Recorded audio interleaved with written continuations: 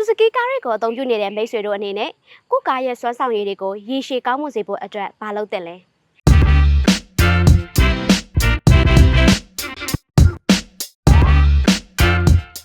မိတ်ဆွေတို့အနေနဲ့ကိုယ့်ကားရဲ့စက်ပိုင်းအင်ဂျင်ပိုင်းဆိုင်ရာတွေမှာယုံကြည်စိတ်ချစွာနဲ့ရေရှည်အသုံးပြုရှင်နေဆိုရင်တော့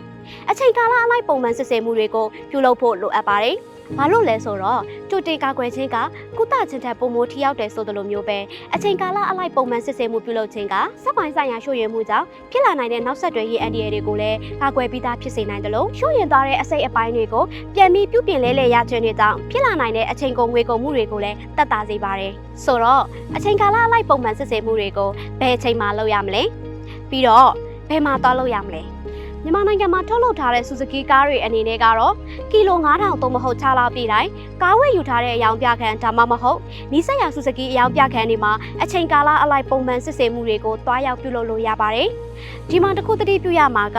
Suzuki အယောင်ပြခန်းတွေမှာအချိန်ကာလအလိုက်ပုံမှန်စစ်ဆေးမှုတွေတွားရောက်ပြုလုပ်တဲ့အခါမှာ running booklet,